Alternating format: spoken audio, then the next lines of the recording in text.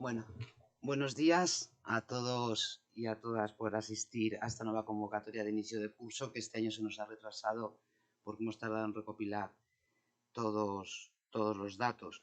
A mi derecha me acompaña María Jesús Castañeda, que es la responsable de Pública no Universitaria de la Federación de Enseñanza de Castilla y León, y a mi izquierda Pablo Redondo, que es el secretario general de Valladolid. Bueno, pues yo voy a intentar hacer un resumen del informe que os hemos entregado para aclarar las cosillas más relevantes o los aspectos más relevantes que nos ha marcado este curso. Y lo hemos hecho como 5 aspectos importantes. Primero, evidentemente empezamos un curso sin las restricciones sanitarias y eso es muy buena noticia porque creo que el profesorado de esta comunidad y el alumnado se lo merece, pero la contraparte es que ha habido un aumento de ratios bastante importante, ya que hemos dejado las ratios COVID. Eso para comisiones de enseñanza es la peor noticia, y además esto lo que conlleva también es una pérdida de empleo por parte del profesorado. Se han perdido bastantes puestos de trabajo, aunque lo hemos salvado un poco con 500 profesores, el acuerdo que firmamos los sindicatos con la Consejería de la Reducción de Jornada Lectiva. La segunda parte de este curso importante ha sido la implantación de la LOMLOE, que, como todos conocemos, en Castilla y León siempre la Junta, en este caso la Consejería, ha ido buscando resquicios legales para no cumplirla. Y sobre todo en 5 puntos importantes. 1, la admisión del alumnado. La evaluación, todos sabemos que aquí vamos a seguir con las notas, con el número en las notas de evaluación. En secundaria, las evaluaciones extraordinarias, nos ocurre lo mismo, no tenía que haber evaluaciones extraordinarias. En Castilla y León lo que hemos hecho ha sido quitarlas de septiembre, pero las hacemos en junio, es decir, se mantienen las extraordinarias, las llamen como las llamen. En el caso de la educación de 0 a 3 años, nos ocurre lo mismo, luego haré hincapié, pero principalmente lo que se ha hecho ha sido destinar fondos a los centros de gestión privada. Y por último, los currículum, que por fin salieron la semana pasada, pero que hemos estado trabajando con borradores de currículum. El tercer aspecto importante y que nos marca, o lo tenemos desde hace muchísimos años, es la tasa de interinidad. La elevadísima tasa de interinidad, que llega a una media de un 27%, siendo un 34% en secundaria, lo que no hemos tenido nunca, y un 19% en primaria, a pesar de haber habido oposiciones este curso.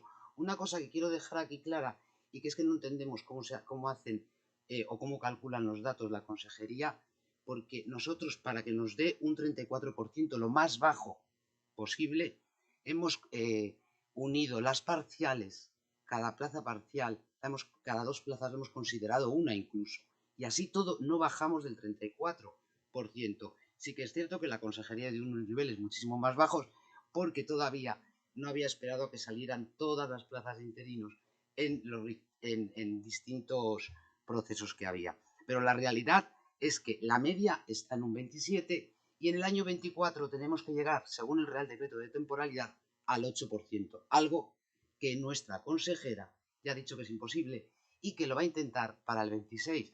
Es decir, parece que somos la consejería o que nos saltamos todas las normas que vienen desde el Estado, en este caso el Real Decreto de Temporalidad, que tenía que cumplirse en el año 24. Fijaos que el número de interinos actuales es de 8.918. A esto le añadimos la parcialidad. La parcialidad significa jornadas parciales de 6, 8, 10, 12 horas lectivas.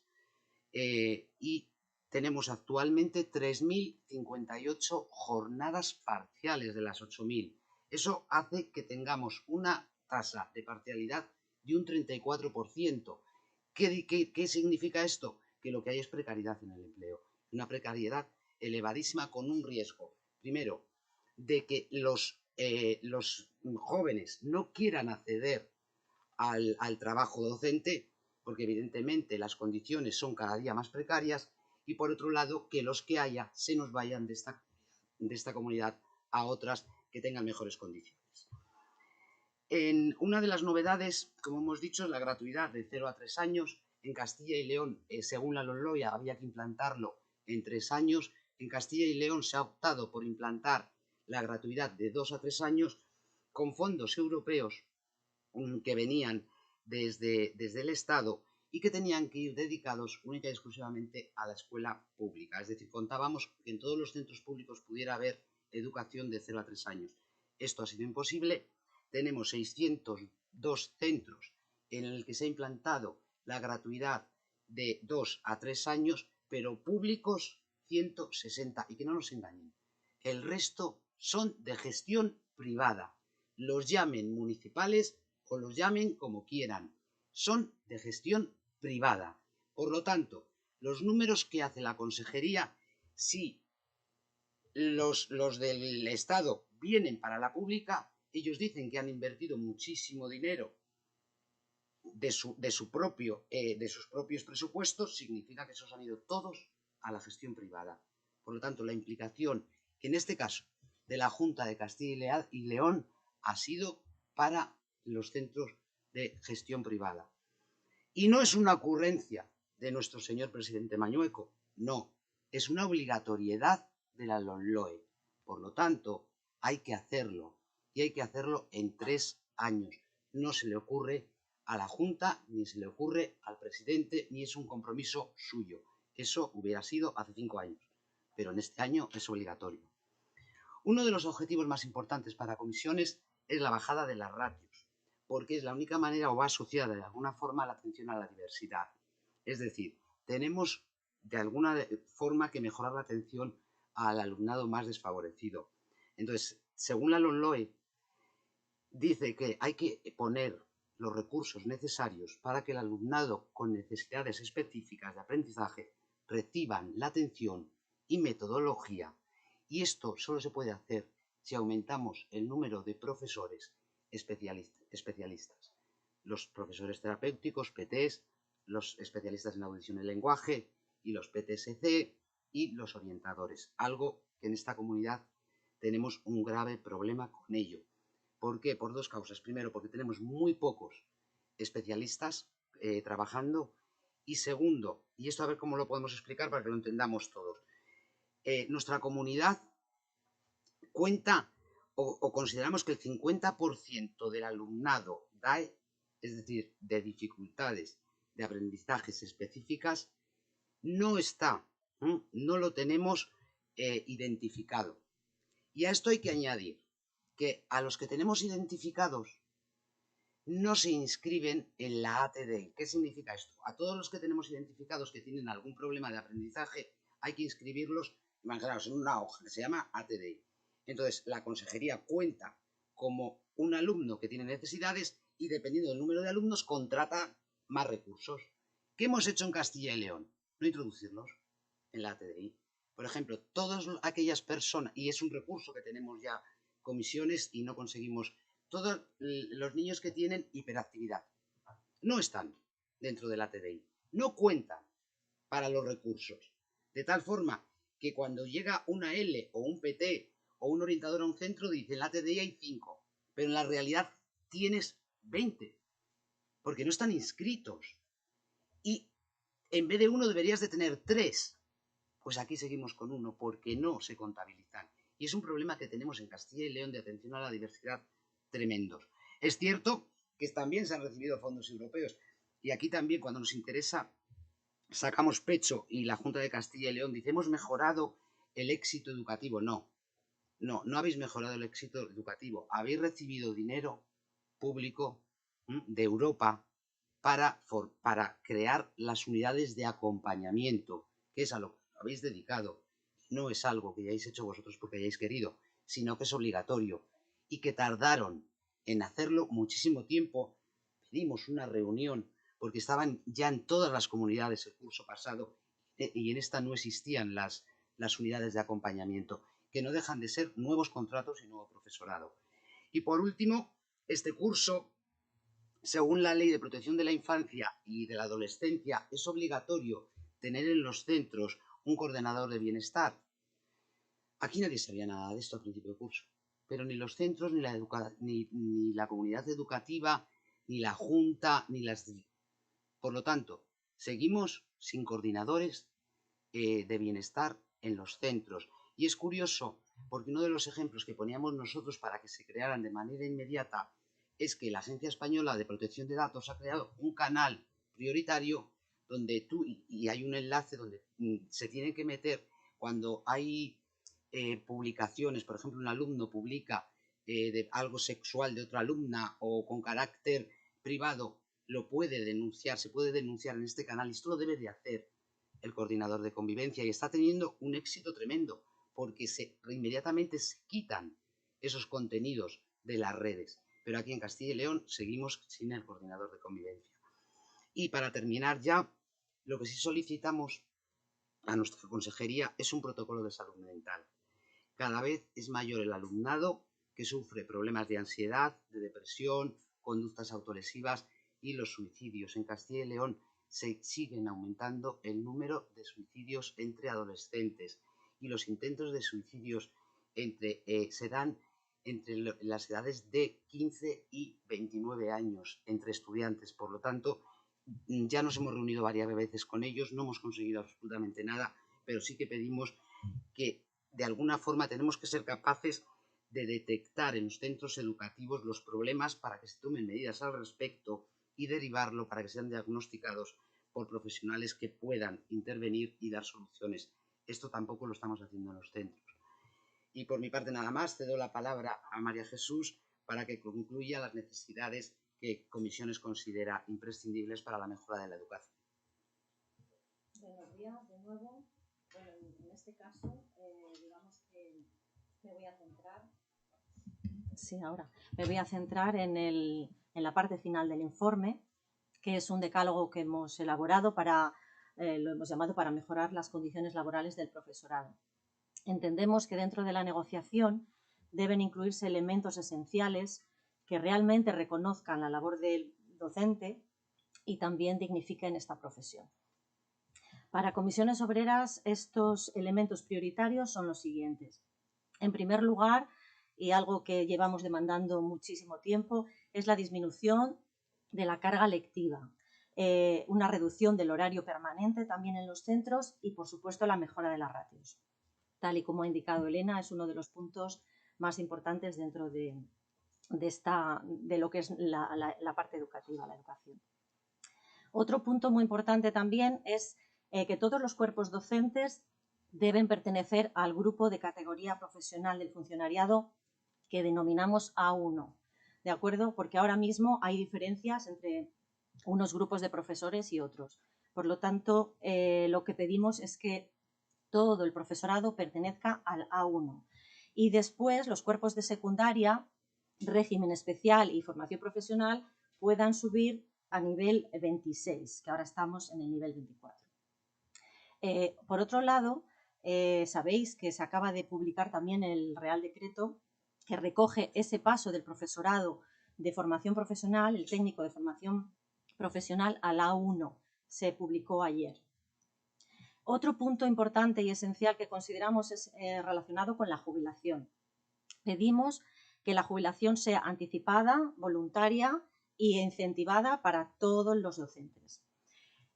Otro de los puntos que también consideramos esencial es la regulación específica docente en cuanto a la salud laboral, de tal manera que se tengan en cuenta todos los riesgos psicosociales. El punto quinto tiene que ver con, los puntos quinto y sexto tienen que ver con la formación del profesorado y entendemos que debe haber una mejora real de lo que es la formación inicial, la que da acceso a esos estudios. Y, por otro lado, la formación permanente a lo largo de toda la vida, que debe ser, digamos que se deben aumentar los recursos para esta formación y también pedimos que sea dentro del horario laboral. Otro aspecto también esencial para Comisiones Obreras es que haya verdaderamente una carrera profesional atractiva, bien articulada y también bien incentivada. Es verdad que ya tenemos una carrera profesional, pero no consideramos que esta no es la carrera profesional que debe tener un docente y es uno de los aspectos que también tenemos que intentar conseguir y seguir regulando. Otro aspecto también está en la revisión del ingreso y acceso a la función docente. Llevamos con el mismo sistema de ingreso y acceso muchísimo tiempo. Desde comisiones se lleva intentando que este sistema cambie, porque entendemos que tiene que ser un sistema con carácter más pedagógico. También es verdad que hay que dotar de recursos una vez que el funcionariado, que el personal accede a la función pública. Hacen falta recursos para esa fase de prácticas que realmente sea formativa y que esté bien planificada. Otro punto también esencial dentro de este decálogo son la concreción de las funciones del profesorado. Tenemos que evitar que se acumulen las tareas y el exceso de la burocracia, que verdaderamente también es otro punto que llevamos viendo, que cada curso escolar van aumentando las funciones que tiene el profesorado y que realmente desbordan la labor, y al final digamos que el profesor tiene que sobrecargarse con un trabajo extra que debería de solventarse. Y por último, aunque no menos importante, es la mejora y homologación al alza de las condiciones laborales, las condiciones retributivas y laborales del profesorado. En este caso también incluye lo que sería la mejora de las licencias y permisos y también la acción social. Por tanto, las propuestas que presentamos son estas. Es verdad que desde el Ministerio, que el sindicato, en la negociación con el Ministerio, de momento no ha encontrado avances significativos en estas medidas, pero digamos que Comisiones sigue ahí demandando un documento base desde el que podamos empezar a trabajar sobre todas estas medidas. Y ahora doy paso a Pablo con las cuestiones de Valladolid. Bueno, buenos días a todas y a todos. Concretar un poco lo que han dicho mis compañeras, por ejemplo, lo relativo a la educación infantil, la etapa de 2 a 3 años, para que veáis un poco cómo está la situación en la provincia de Valladolid. Decir que hay 127 centros entre los centros privados y los centros municipales a los que se les ha ofertado esa gratuidad en esa etapa de 2 a 3 años, frente a 24 centros públicos, colegios de infantil y primaria, y 4 escuelas infantiles de la Junta. O sea, yo creo que la diferencia es significativa. De estos 24 centros públicos, 9 están en la capital y 15 en la provincia. Aquí hay que destacar una cosa. Hemos estado visitando estos centros y hemos visto que a día de hoy están funcionando gracias al esfuerzo de los equipos directivos, de los trabajadores que están allí, de los claustros y de las familias, porque la dotación material para estos centros en muchos casos todavía no ha llegado. Es algo que viene desde la Junta, que tenía que estar ya operativo. Esto es muy importante y creo que hay que agradecer, y desde Comisiones agradecemos la labor de todos estos trabajadores y trabajadoras fundamentalmente, que han hecho un esfuerzo para cubrir lo que no ha hecho la Administración.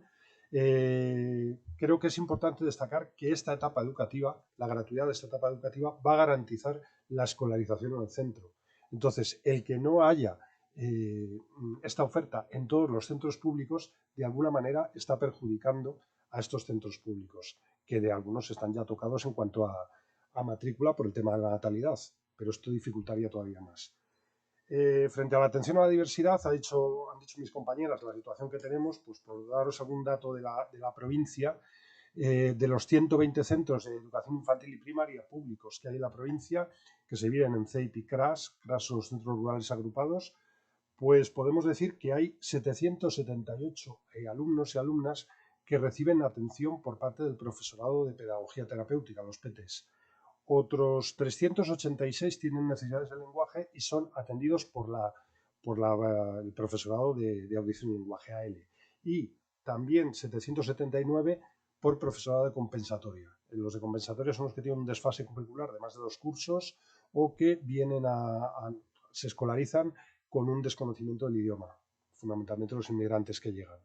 Estos datos que os he dado son simplemente los que están recogidos, como ha dicho Elena, en esa aplicación que llamamos la ATDI, que es los que tienen recursos. Pero es que hay muchos chavales, insistiría en ello, muchos chavales, muchas chavalas, que no tienen recursos. Que no tienen recursos porque se considera que su Problema que su necesidad educativa no computa para dotarles de personal. ¿Cómo se salva esto? Tenemos aquí un inconveniente que se convierte en ventaja, que es la despoblación en la zona rural, sobre todo, pues cuando hay poco alumnado, el profesorado suple voluntariamente, porque no tiene ninguna obligación de hacerlo, este tipo de necesidades.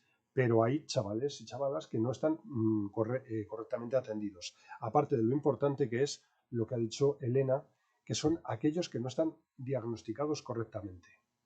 Podemos detectar que un niño o una niña no va bien, no se integra bien, tiene algún problema, pero hay que diagnosticar ese problema. Y para ese diagnóstico es necesaria esa figura, la de los equipos de orientación, los orientadores de los centros, los PTSCs, y en nuestra comunidad, en Valladolid en concreto, pues estamos muy por debajo de las necesidades que tenemos. Además, habría que añadir otro problema con esto, que es lo que llamamos los centros 2030, lo que se llamaban los centros 2030. Son centros que presentan alumnado con especiales dificultades, son centros con menos alumnado, en algunos casos porque el resto de familias han ido abandonando estos centros, que se concentran en determinados barrios de la ciudad y que en Valladolid, en concreto, es el lugar donde tenemos más centros de estos de toda la comunidad. Tenemos 6 centros en la capital de 2030. Hay que seguir apostando por estos centros para que estos centros no se conviertan en un lugar de discriminación, sino al revés, para que se integren y para que pase a formarse un centro como el resto de los centros. Nos consta que por parte del profesorado se está haciendo grandes esfuerzos, pero ese esfuerzo tiene que venir apoyado por parte de la administración, fundamentalmente con dotación de recursos humanos, de personal específico para trabajar en estos centros. Y por no liarnos mucho más, porque podríamos seguir hablando mucho de las necesidades educativas de la provincia, destacar lo de la Ley Orgánica 8/2021, esta del 4 de junio, que a fecha de junio de este año, es el plazo que daba, tendrían que estar nombrados ya en los centros los coordinadores de bienestar. O sea, tenían hasta junio de este año para nombrarlos y la verdad es que la mayor parte de los centros no se sabe nada. Tenemos que romper una lanza a favor de algunos centros y a favor de algunos equipos directivos que se han adelantado a lo que ha abandonado nuestra administración, han ido por delante, se han formado y han creado sin dotación horaria, por supuesto, y sin ningún tipo de dotación económica, esta figura del coordinador de bienestar y están atajando ya todos estos problemas. Desde comisiones hacemos una apuesta bien clara por esta figura que recoge la ley, que por lo tanto es obligatoria y que debería venir dotada con personal suficiente para que tuviera una dedicación y una atención plena. Entonces, esa figura del coordinador de bienestar es una de las carencias ahora mismo, de las carencias y de los incumplimientos de la ley estatal, de una ley orgánica que está teniendo nuestra administración educativa, que es la Junta de Castilla y León. Y no me lío más, os dejo que hagáis preguntas.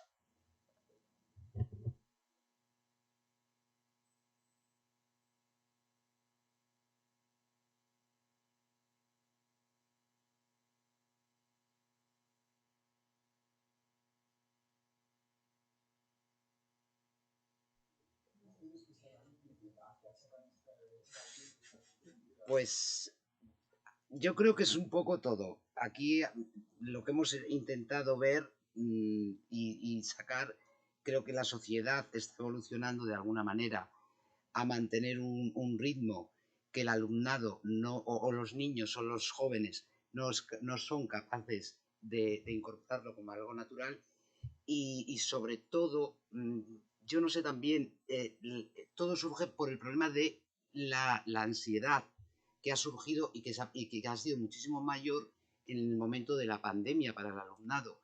Entonces, ha sido uno de los desencadenantes, porque en los centros, si alguien trabaja en un centro, ve que siempre hemos tenido conductas, trastornos de conducta alimentaria, como más normal dentro de esas edades, quiero decir. Pero ahora mismo tenemos ansiedad, alteraciones obsesivo-compulsivas, depresión, incluso las autolesiones que yo no las había visto nunca en los centros, cada vez son mayores. Entonces, la exigencia y por otro lado, la exigencia que estamos planteando al alumnado joven, creo que es más de la que deberíamos, tanto como profesorado como familias. Chus puede... Yo creo que también se puede añadir el tema del bullying, el acoso escolar, Efectivamente. como otra de las causas. Sí.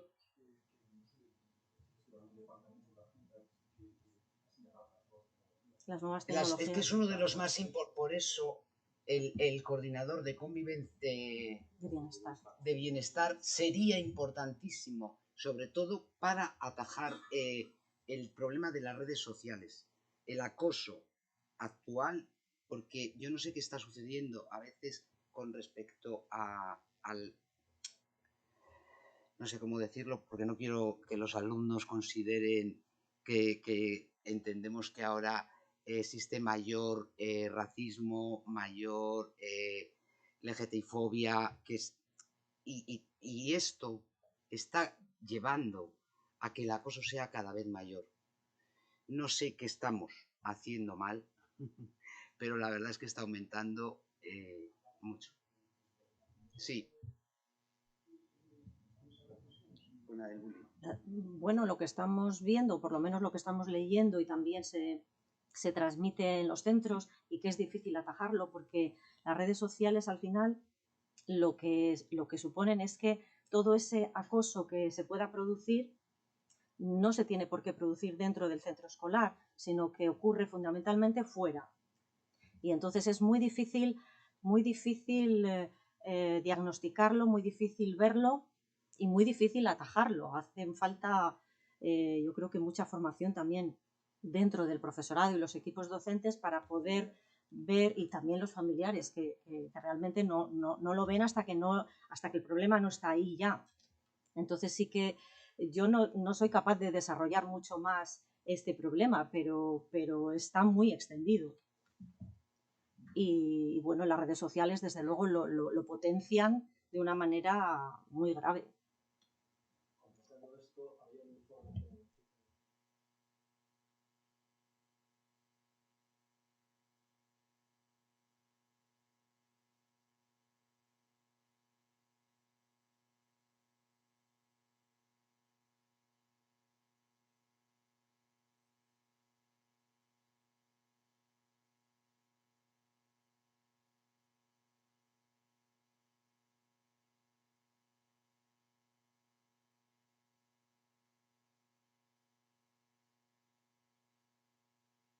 Más reciente que tenemos a 228 casos, 10 más que el año anterior y un 4,5% de incremento. Ajustada a la edad, es ligeramente superior respecto a la nacional, de 6,79 casos por cada 100.000 habitantes, frente a 6.038 casos que tiene la nacional. Es verdad que es un poquito más, algo más, y no... Pero esos son los datos que tenemos más actuales de ahora. Entonces, nos dice que de estos riesgos, o sea, que respecto a las enfermedades o factores de riesgo, el 78% tenían un diagnóstico previo de salud mental, tipo depresión o ansiedad. O sea, que realmente estamos teniendo problemas, yo creo, en derivar, porque incluso aquellos que tenemos detectados no somos capaces de derivarlos para que se busquen soluciones. Es verdad que el profesorado, y es una de las reclamaciones que nosotros pedimos el día que yo me reuní con los orientadores en la Junta y pedíamos formación para el profesorado porque es dificilísimo. O sea, el engaño es permanente entre ellos para determinar qué es lo que está ocurriendo. Entonces, lo del profesorado que mira a otro lado, yo no sé cómo puede ser de real o no, y si lo es, cómo hacer que eso no ocurra. Porque muchas veces es que no tienes formación. Incluso con problemas como hemos tenido de conductas alimentarias, las hemos tenido siempre. Es muy difícil porque no tenemos herramientas, porque no estamos formados. Hicimos una jornada para jóvenes en Salamanca de salud mental, que vino una asociación de Madrid especializada en suicidio solo, y lo primero que hay que hacer es hablar de ellos, de los suicidios. Fue algo que nos dejaron clarísimo, y algo Yo he sufrido suicidios en los centros donde he estado aquí en Valladolid, uno, y jamás se habló del suicidio ni se hizo nada para que compartirlo con el resto de alumnos más que una misa. Siento decirlo, pero fue lo... entonces, ese es un problema.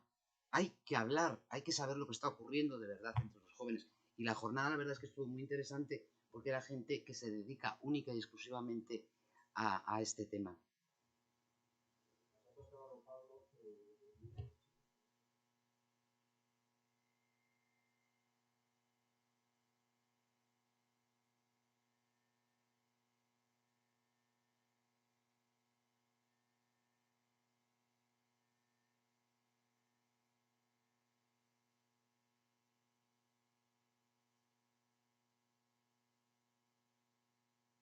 Los datos que os he dado son datos referidos solamente a la etapa infantil y primaria, de 3 ahora mismo, de 3 a 12 años. Es verdad que, por ejemplo, en esa parte de la etapa de 3 a 6, los orientadores no tienen obligación de intervenir allí, según la ley, entonces están interviniendo de forma voluntaria, diagnosticando algunos casos y viendo.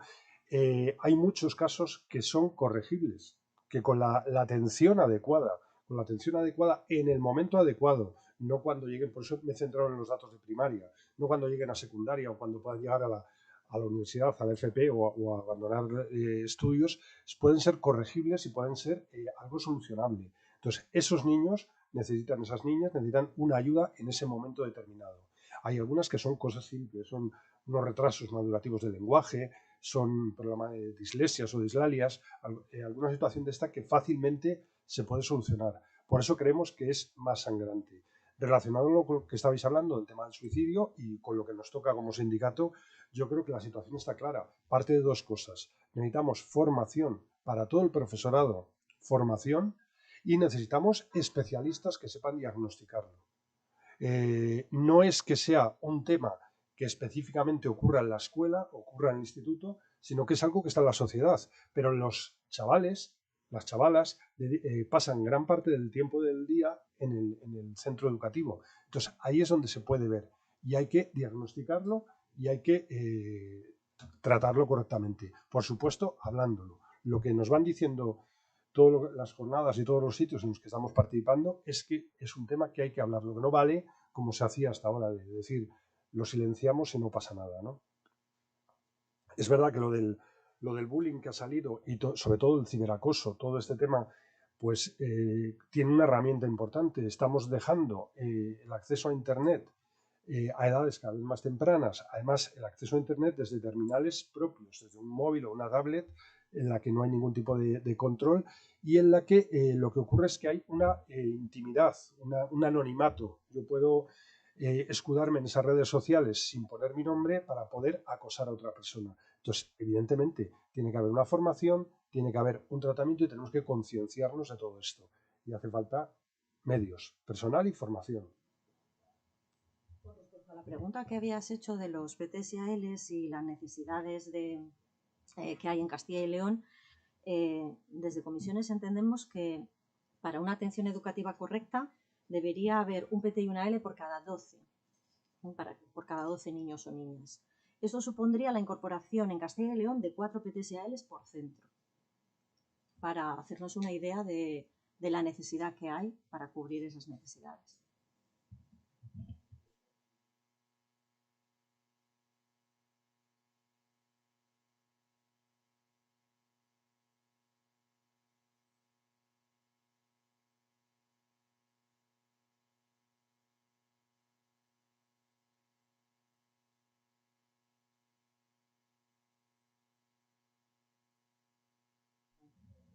No quiere decir que todos los centros necesiten lo mismo porque el volumen de alumnado en cada centro no es el mismo, pero como media supondría un aumento de 4 por centro.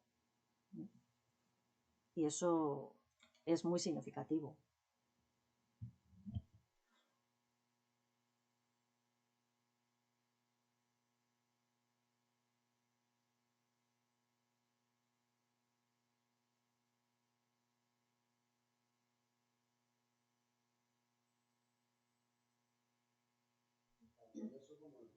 Claro, menos es con respecto a la situación COVID. Entonces, la Junta, ¿qué hace? O la Consejería, ¿qué ha hecho? No hago el cálculo respecto a los años COVID, sino a los años con normalidad. ¿Vale? Entonces ahí hemos aumentado parte por el acuerdo que se firmó para reducir la jornada lectiva y para reducir las ratios, pero las ratios este año la hemos reducido única y exclusivamente en primero, porque se supone que tiene que ir. El próximo año será en segundo porque hay un alumno menos, el próximo año será en tercero porque hay un alumno menos, y será progresivo. Según la consejería, pues una de las discusiones que hemos tenido por la reducción de ratios, que no se incorporaban recursos, esto ha supuesto 70 cupos, es decir, 70 docentes en Castilla y León, la reducción de un alumno. En el caso de la reducción de la jornada lectiva, según la Junta, 603 creo que eran docentes más respecto a eso, pero claro, así todo con respecto a la pandemia seguimos teniendo déficit de profesorado, pero porque se han aumentado las ratios a condiciones ya de normalidad absoluta, excepto en los primeros.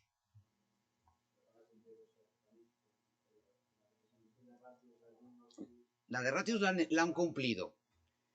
La de jornada seguimos todos los días llamando por teléfono para que se incorporen. Porque claro, ¿qué ha sucedido, por ejemplo, en Burgos, que ha salido a prensa? ¿Qué sucede en el caso de primaria? Si bajas la ratio y no me das recursos, los refuerzos de los que hablaba él quedan sin hacerse. ¿Por qué? Porque son recursos que no son pagados, no son contabilizados. Es decir, hay una hora que no tengo que hacer nada en el centro y en vez de ponerme a barrer, no barro y apoyo. Pero que no está dentro de mi jornada lectiva, ni mucho menos. Y eso es lo que viene ocurriendo en primaria para atender a todo este tipo de alumnos. ¿Qué han hecho este año? Vale, pues no te quedes en el centro, te vas a tu casa. Una hora lectiva menos. Pero tendrás que mandarme recursos para los apoyos. Si no, no quiero una menos. Y ese es el problema que estamos teniendo, porque el acuerdo cuando se firma para que se envíen los recursos, no para que me bajes a mí una hora de permanencia en el centro, porque al final no voy a tener que para hacer los recursos, los apoyos. Entonces, ese es uno de los problemas que todavía a día de hoy seguimos teniendo con la consejería y llamando todos los días para que en determinados centros donde no se han implantado los recursos los envíen. Además, la consejería también juega con las cifras, ¿no? Entonces dice que aumenta el número de profesores, que es verdad, se ha aumentado, pero como hemos visto también ha aumentado muchísimo la parcialidad, con lo cual podemos tener número de profesores, pero como hay más jornadas parciales, esos profesores no están a jornada completa en muchos casos, con lo cual también, bueno, pues podemos entender que haría falta todavía más recursos. Fijaos qué curioso resulta. La jornada completa este año se contabiliza cuando tienes las 36 horas y media y 18 horas lectivas directas. Pues tenemos parciales con 17 horas lectivas.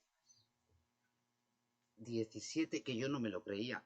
Pensé que el secretario de Segovia me estaba diciendo, digo, ¿cómo va a ser parcial con 17 lectivas? Es decir, que tiene 37 en vez de 37 y media. No me lo creo, 36 y media. Efectivamente, hay parciales a 17 horas lectivas, es decir, 36 y media de jornada. Pues para ahorrarse una hora.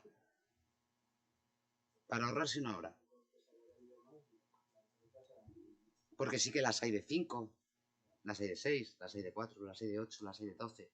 Pero de 17. Es que además pensé que no me lo creí. Dije, tiene que ser un error. No es un error, es real. Se les da de alta en la Seguridad Social como 17 horas. Una jornada de 36,5, que eso sí se puede aprovechar para el coordinador de convivencia, por ejemplo. O el de bienestar.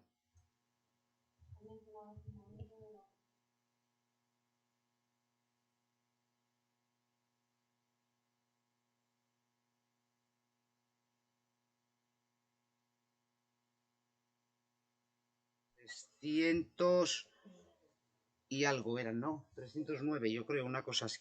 Se han perdido. 350 docentes se dotaron de más, pero hay una pérdida. En total se pierden 844, que con lo del acuerdo se quedarían unos 300 y pico, pero la pérdida es de 844. Están las cifras. Y de no haberse firmado el acuerdo, también habíamos hecho el cálculo que se hubieran perdido 1.194 docentes. 1.194. Sí. El acuerdo que se firmó para la reducción de la jornada lectiva y disminución de ratios del profesorado.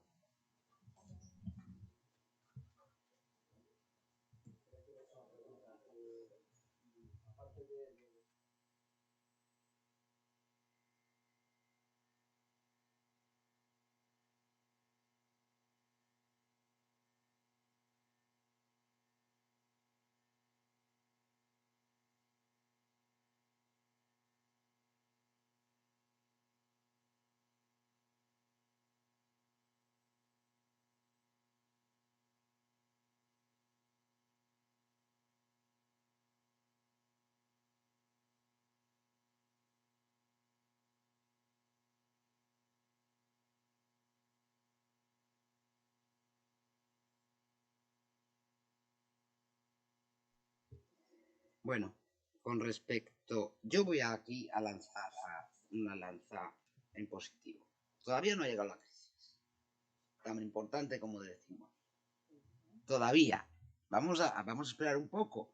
Bueno, resulta que el paro va bien, tenemos, así que también hay que ver que la inflación llegará, todavía no ha llegado, no está grande. Entonces, esto se soluciona con los salarios, gran parte. Entonces, a lo mejor Mañueco lo que tiene que hacer es, dentro de lo que le corresponde, subir salarios a todo el mundo, empleados públicos, y una parte la tenemos solucionada y otra parte a los empresarios para poder suplir de alguna forma todo esto. No ha aumentado gran cosa, excepto el caso de Erasmus y becas universitarias, que eso sí que se incrementó este año y que procede del diálogo social, tampoco procede de Mañueco como tal, sino que son acuerdos que se han cumplido, eso sí que se han cumplido por parte del diálogo social. Con respecto a, es cierto que ha aumentado bastante para las familias toda la parte de incorporación a los centros y que es un problema, sobre todo por la gratuidad de los libros, que aquí tenemos el plan Releo, pero que no es suficiente y que no llega a todas.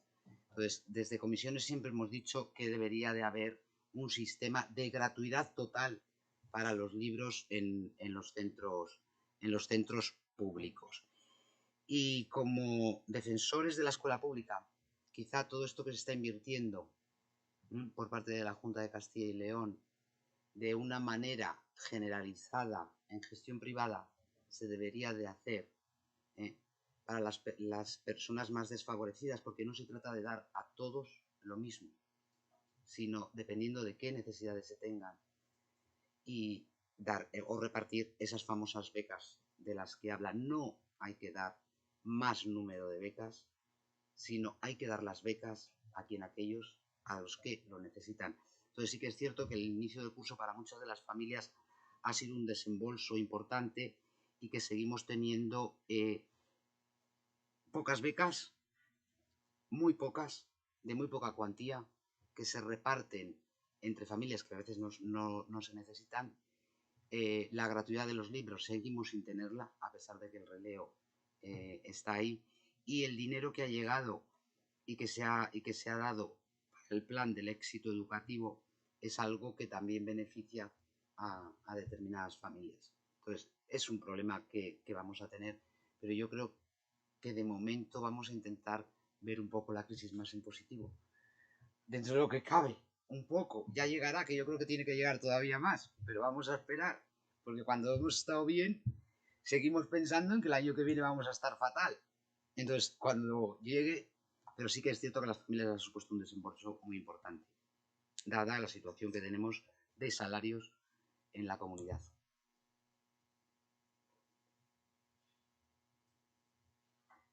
Por rematar casi con una cosa relacionada un poco con lo que has preguntado de la crisis, yo apuntaría el tema de la población ucraniana que se está escolarizando.